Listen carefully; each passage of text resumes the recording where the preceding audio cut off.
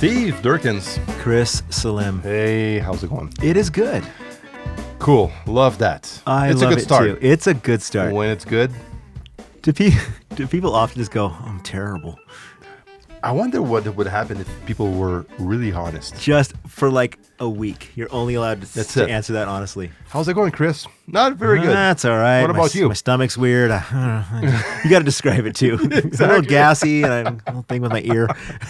Yeah. I forget the comedian. I think it's Chris Porter. He's like, somebody asks how you are. It's two choices. Good or great. It's like anything else, nobody cares. That's it. Exactly. We came back from breakfast. Yeah. And my daughter came back from Quebec last night and brought me back some, this is the one thing I miss about Quebec, which is not even a Quebec thing, okay? Yeah. There's a huge Arab community in Quebec. So there's some huge grocery store. It's called Adonis. Mm-hmm. It was just a little small store, that my grandpa used to go to. Okay. And when I was a kid, he always bought that little charcuterie, we say in French. Charcuterie. There you go. Okay. And it's called Bastoma. Okay. Okay. Which is tenderloin, like filet mignon, smoked in garlic, basically. And it's a Armenian thing. Okay. So Turkish also, kind of, in this area. And I grew up on that stuff. Yeah. And I love it, and it's very hard to find here in Alberta. So she brought some last night. She and you have to taste it, man. You have to taste this. How much garlic are we talking about? Oh, it's smoked in garlic, so I guess it's a lot. That's a lot, okay. This is how it looks like. It's amazing, okay? I don't know if it's amazing looking. Amazing is a strong word for what I'm looking at. Look at that, okay? Now you have no choice. You have to eat one piece. Yeah, I feel like I'm coerced. It's going to stink for you. Oh, that's true. You're going to smell real bad. Mm-hmm. It's insane. It's a bit spicy at the same time. It smells all right. I love the look on your face, What man. has this show turned into? I don't know. It's like a cooking show now. Okay. Wow. So what do you think? It's different. That's a good way to put it. It's not bad at all.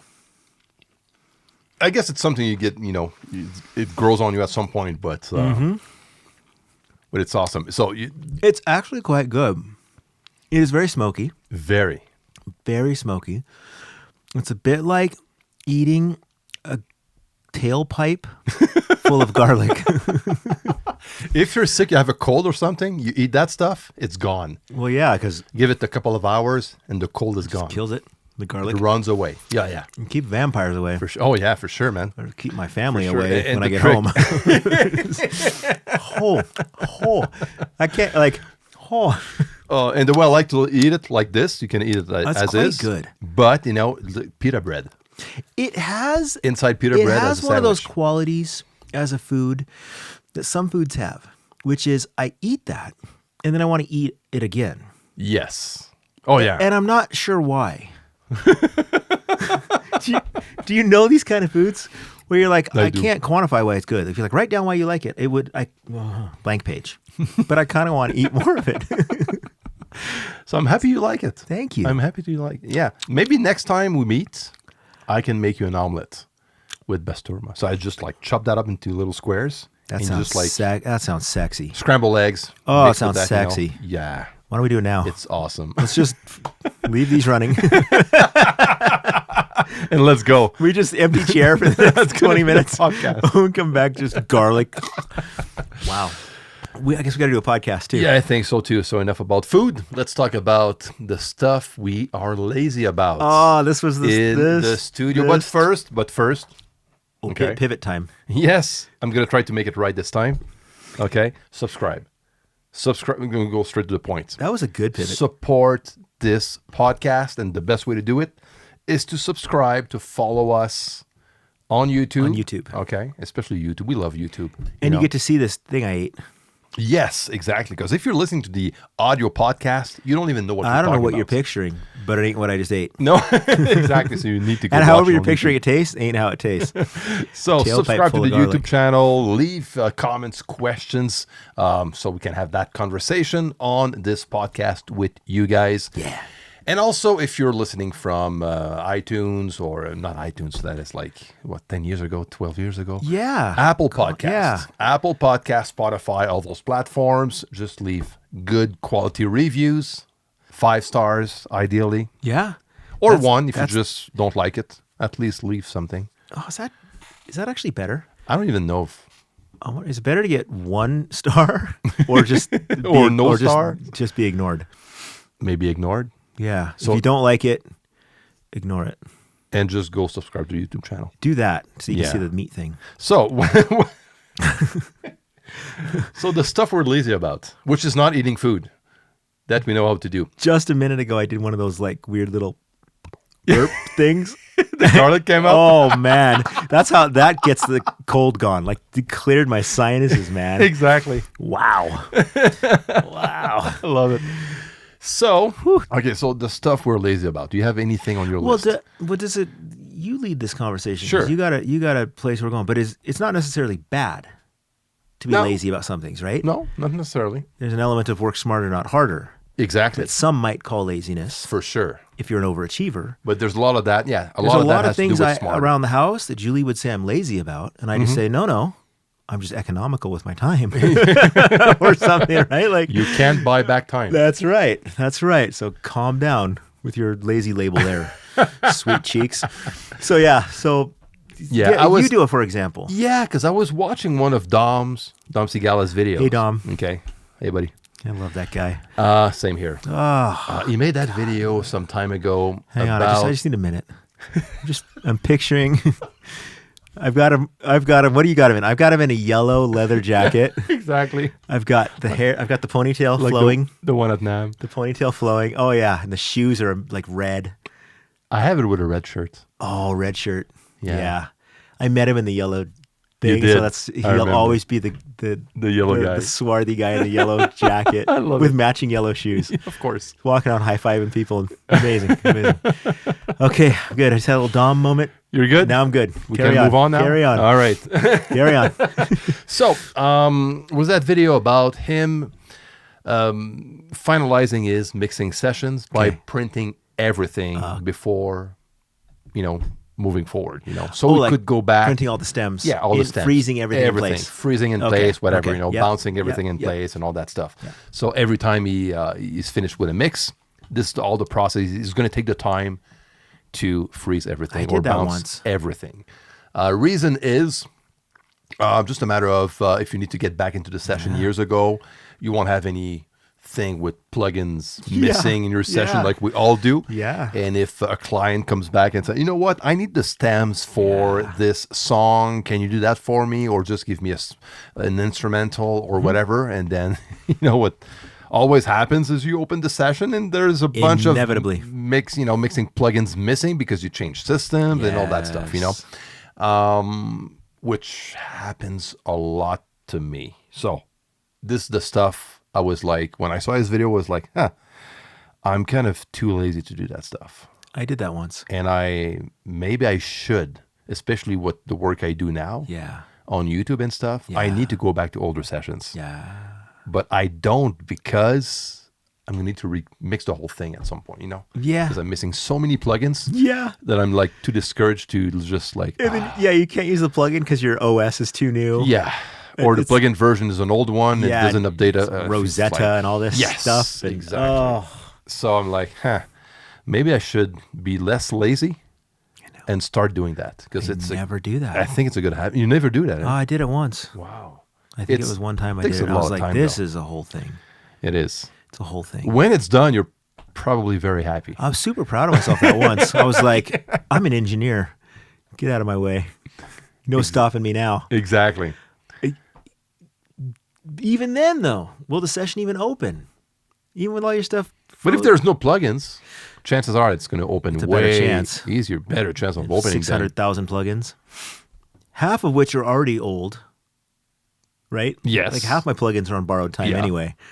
Like one more OS update and half of them just drop off the back. Yeah, and there's that. There's also the fact that some projects are going to open and the project's not going to even load because of a corrupt plugin or a plugin that is, I don't know, an old one that is, and you're like, I cannot even open that project, and I have to figure out which plugin is causing me trouble.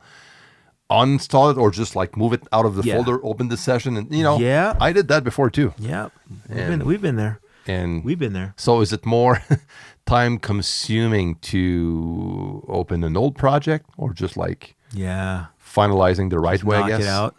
Be less lazy? Yeah. So that's one thing. That's the one thing I'm very lazy about. Yes. There's that. Yep, that's fair. I think I know something else, but do you have one? Or you're just perfect? Both. I can be lazy and perfect.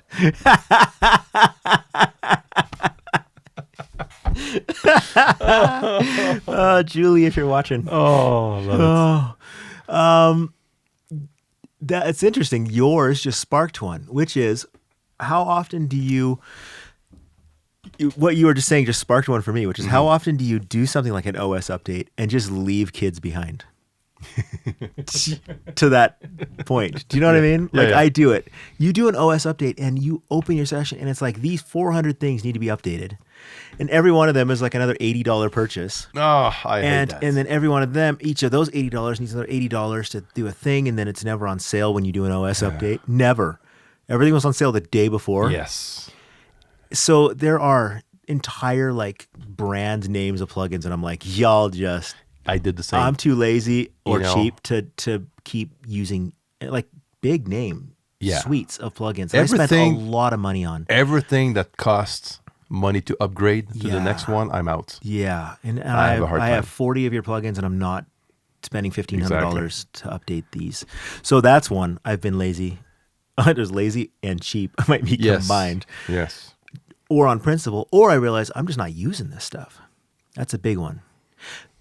The converse or inverse, whichever word is correct in English, my French Canadian friend, that is, what a dopey thing to say, because the opposite. Now I lost my thought. How many plugins are in your folder that you haven't used in years and you're too lazy to just clean your closet? That happens that's the opposite of that, where I have entire suites of things. I haven't used one of them. I'm still paying the subscription every month or whatever. Yeah. But I still have 40 other things there. I'm not using them and I never will. I've moved on. So basically, if you reinstall everything on a new computer, you won't bother. But I just keep dragging it along because it's there or whatever. I have those two and I'm too lazy. I'm too lazy to go through and truly audit my plugin list. Do you have like... Because my plugin list does not need to be... It could be 75% shorter. No, for sure. Like in Cubase, we have like folders. Yeah. You have that in Pro Tools? Yeah. Okay. So that's what I have. Like I have the Chris Fav. Okay. It's my favorite plugins, like favorite compressors, like all the stuff I really, really know and like to work with. So this is what is open. So the minute I insert a plugin, it goes straight into that folder. Okay. So I bypass all the madness, cool. So no distractions. Nothing. Mine is I hold down Command and select it, then it pops up to its own little list, it's like which is cool. So that's where I go usually. No, for best I like the selection first, and then it does it automatically. Yes. So then you're still making my point. Yes. You're dragging along all these dusty plugins down there. Yeah, but when I mix, I just set up the main plugin list to my favorites. So is some of this, is that lazy or is that just concern that I might want that plugin from 12 years ago one day again that I'll never use? I like that mono reverb. That sounds bad. I might need that. I might need that for just the right thing. So yeah, there's lazy. So it's about... It could be smart, not lazy. Julie. It's like keeping old tools. Yeah. I don't know if you... I've seen it like a video on TikTok. Oh, it was the... It's a family. It's so funny. Like the guy, the dad, the dad jokes and all that stuff, the stereotypes of a dad. And his son was like fixing his bed, It's like the dad comes in the room and he was like, I don't know if I could only get that just a little piece, maybe a foot long piece of wood. Like the dad was like, goes in the basement, undust everything out of the like a bunch of piles of stuff, and brings up that exact piece that he saved for like the last 30 years. Yeah, I got it. Oh no, yeah, victory. I finally can use it after 30 years of being hiding in the basement. the best. That was like a very nice, funny video. Or cleaning boxes, and you're like, one day I'm going to fit in these jeans again. Yeah, you're like, no, you're not. I'm keeping this. I'm keeping this shirt from high school. It's going to be cool again one day. Oh yeah. So what other things are commonly lazy? Sometimes like I love to mix with analog gear. Yeah. But I'm sometimes too lazy to set it up. That is, that is lazy.com for me. If it's not like right into my template, ready to go, like my Tegler Creme, which is the mix bus compressor, it's always on, so easy, it's there. If it's not, I'm like, and especially like this one is on the mix bus, it's cool. I don't need to bounce it. But if I use like another unit, like for a bass or I know I'm gonna have to bounce it in the session at some point, and it's like all that stuff. I'm like, I'm too lazy. I'm just gonna use a plugin because I don't know. I'm just too lazy to set it up. But fair. When I take the time to do so, I'm happy. Yeah, because I love the sound of that unit on bass, for example. Yeah, it's like going to the gym.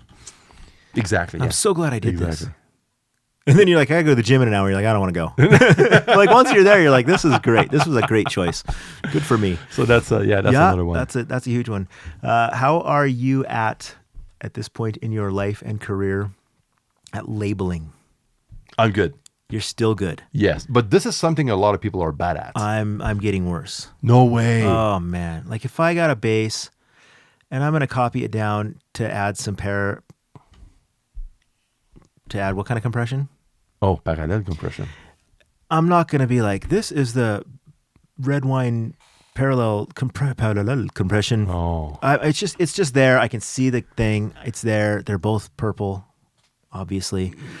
And that's... Or dark pink, but whatever. No, whatever. And so that's it. I don't stop moving to stop and go, this is the secondary parallel bass. Okay. I do. Yeah. I love naming stuff. I do. Like, and I have like shortcuts, like little words, like everything that's parallel is NY for New York compression. So just NY. So bass NY. Oh, cool. Okay. So the channel's going to be named NY. What if it's not New York? It's New York in my book. What if it's from your hometown of Alabama? What? Bama compression. The Bama compression. Just labeled Bama. The Bama. Don't do that again. That was weird. Oh man, that was weird. Yeah. So no naming stuff like. Okay. Yeah, I name my tracks all the time and the files and stuff. I just don't like files. I do. Files I get neurotic about. But the tracks, man, just keep it moving. If I'm gonna just crack off another thing real quick to do a thing. Keep going. Who cares? I'm never in my life going to go back and be like, wow, I'm sure glad I labeled that reverb too. If it's called reverb copy, that's perfectly great for me. My brain does all the work right there on the spot. Interesting. Yeah. Interesting. It needs to be reverb too. That's just me. Yeah. Or reverb voc or whatever. Oh, man, so much time. You could be so much younger if you stopped with all this naming. What else do we have? Finishing songs ideas, or like a song you're working on for yourself. Oh, is that laziness though? Okay, right now there's a song that I should release on Spotify just so it's out. Yeah. A song of mine, but everything is done. Yeah. The master is done and everything. Yeah. I'm just too lazy to work on the art cover and all that stuff, and and I just like. I don't live out of my music this way anyways, like for me, I should just get it out. If I was your therapist, I might talk to you about this being something besides laziness. my fear of release friend. Oh, might be a bit of that too. Because Mr. Psychologist. Because you've released hundreds of things since then. Yes. You've released 10 videos this month. Yes. That are way more daring and interesting and deep and complex and complicated than putting the cover art on one song. Yeah, you're right. You're right. Okay. But I don't even do the thumbnails. I'm going to send you a bill. $200 an hour, Canadian. for this session. It's good. It's good. So, okay, so not finishing songs is one, but or song ideas or whatever. Where does as somebody who spends a lot of time at therapy now, as a recently diagnosed ADHD person, where does ADHD and laziness cross for that? Because I know I have that too. So for me, I'm like, this is a great idea, but oh my God, imagine if I did this new idea. And I do that. Yeah, that's what and I do. That's not lazy. No, I don't think it is. I'm just more excited. And because like you, my thing doesn't hinge on finishing these. No part of my identity or musical or anything. I don't have to finish them. I just want to do the one that's fun, which apparently is a prime definition of ADHD. You'd focus on what's interesting. But is that a bad thing? That's what I'm saying. I don't think so. It is. Whereas laziness and interest and ADHD and excitement and enthusiasm merge or cross or cancel out. Yeah. So I would cancel out your laziness. With you, would I'll take that. Would rather make a video because that's where your passion is. Yes. So you'd rather put your energy and time there than finishing this song, which would be kind of fun one day. Yeah, you're right. No, I think the way you phrase it makes more sense. Thank you. Yeah. I don't know what I said, but thank you. But at least you have that. That was so solid English. What's That's going on profound, over here? Man. Thank you. Thanks, Bama. So, okay, what about using presets, plug-in presets without even tweaking them? Hell yeah. Just use a preset and that's it. Call it a day. If it sounds good, keep it moving. No, but forget it sounds good or not. Oh. It doesn't mean it sounds good. Oh. You know, you keep it because you just don't want to tweak it to make it sound good. No, I'm not that lazy. Okay. Well, that could be a thing. That could be a thing. That could be a very laziness. I like the name of this. Yeah. It's called Radio Ready Vocals. Yeah. That's what I'm looking for. Thanks, plug-in guy. Oh, man. That's Thanks, so plug-in funny. manufacturer. No, if it sounds good, I'll keep moving. Like and maybe it's lazy or whatever, or it's working smarter, Julie. But if I load it, Julie came up a lot in this podcast. I know, my therapist. I'm gonna have to talk to him on the way home. If I load a plugin, will I then continue hunting, searching, changing? Mm-hmm. Not if it sounds good. Could that be lazy? No, not I'm like, that sounds good. Not it's a sonic decision. But when I was the younger me, I would be like, oh, maybe one sounds better. One sounds better. I will spend an hour seeing one. I'm going to note this one and then find one better. Sometimes I do, sometimes I don't. So that could be applied to many of these topics. At what point does, hey, it sounds pretty good. This is going to work. And then you move on. Yeah. Like, is that lazy? Is that just getting old? Is that getting smarter? Is that getting mature? Where does that fall? When you would have back in the day kept trying plugins and things, and now you're like, that sounds pretty good. Yeah, you're right. Let's go eat dinner. Like, no, exactly. Is it lazy? I don't think so. I like to say it's skill. I think it's being wise, maybe mature. Who's married to a mature guy? Yeah, Julie. Not lazy. Hi, Julie. Mature. Dom would have kept checking for more plugins. I know that. Would have like flipped his hair and just kept going. Not me. Bring on the plugins. Bring on the plugins. So yeah, that's an interesting, like across the board, that would be a conversation. Mics. Like this mic sounds really good on the Singer. Would I have checked 4 more back in the day? Probably. Maybe not. Maybe not. I don't know. If it's like I'm really settled into this. Man, this is good. Yeah, good is good. But there's good lazy. Okay, I'll tell you what. Like for me, I like the sound of this. Okay, let's go. No, but like you're mixing. I'm mixing. High pass filtering. I do that a lot. Low pass filter. That's totally going on the T-shirt. There's good lazy studio stuff. Chris and Steve. and like for me, like good lazy in that situation would be I just use in Cubase the high pass filters that I have straight on the channel itself. I don't even load a plugin for filtering. That's it, because I'm good lazy. I like it. Because good lazy is like, I don't want to waste time. It's there, I use it. That's right. So it's not even stuck plugin. It's just part of the console. Yes. And it's so easy access that I use it right away. Yes. So every time I high pass a channel, it's this guy working, not even a plugin. Would have been a hit song, but you were lazy. I was lazy. High pass. Exactly. And one more I want to add is folder organization on your working drive. Yeah, not. Are you bad at that? Or are you good at that? Or I have a whole system thing going on. I'm amazing at that. Okay.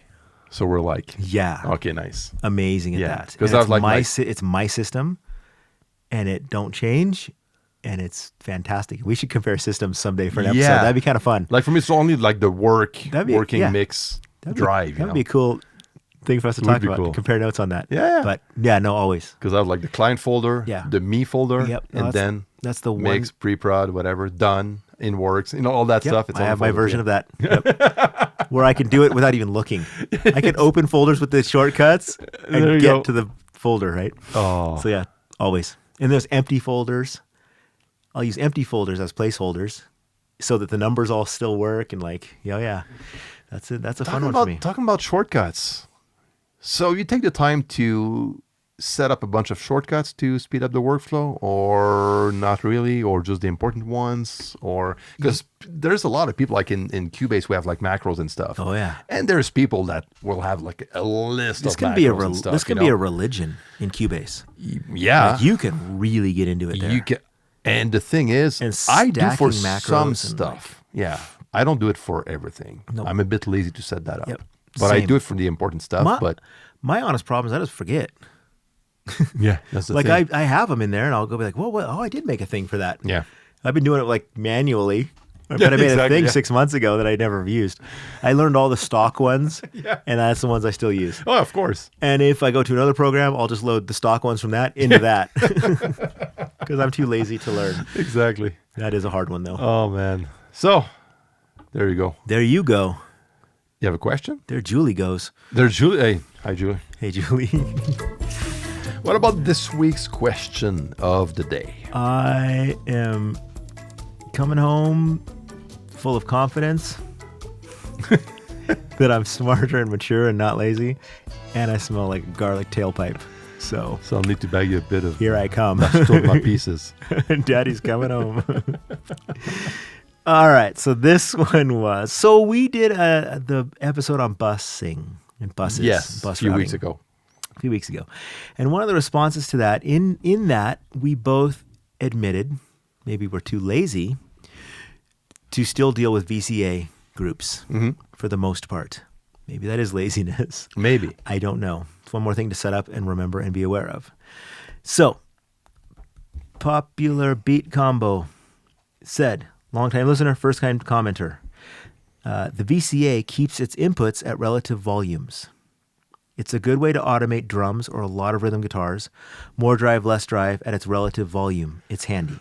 Okay, so the way I interpret what this comment is that if you have a group of things being driven into a bus channel, and you want to control how much sound is going into that bus channel, to affect effects or whatever, the VCA fader is a great way to move all of those things at once. So I can move all my guitars up, which then drives the distortion thing on my bus channel.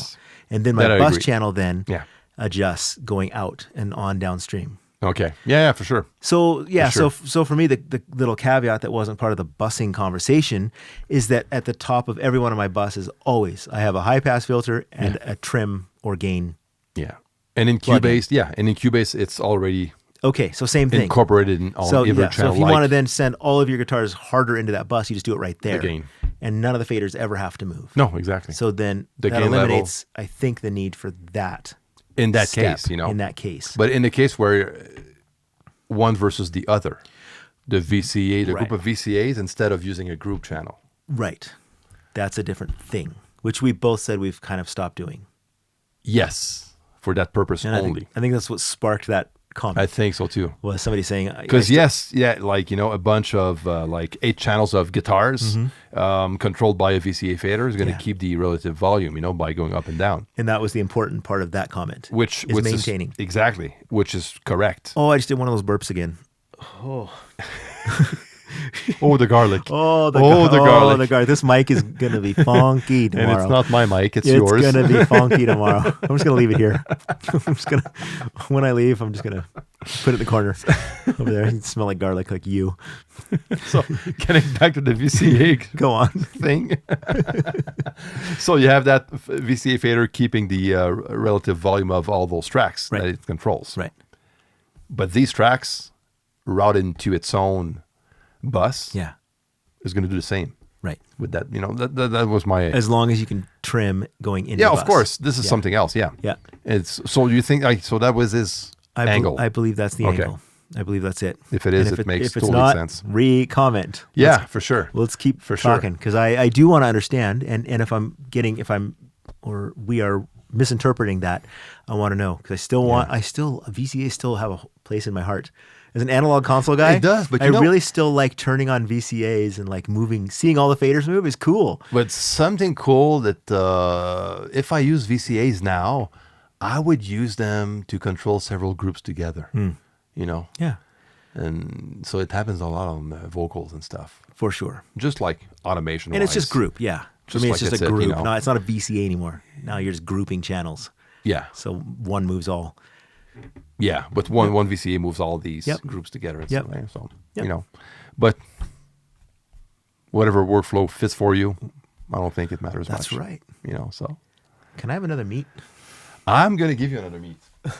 And one to go? Because I think the smell of the garlic is fading away. It's fading away. It's not coming out my pores yet. This stuff's actually good. There you go. You're getting addicted, eh? I could see how you would. I'm telling you.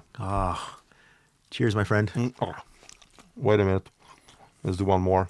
All right. We didn't cheer on this one. Cheers, my friend. Cheers.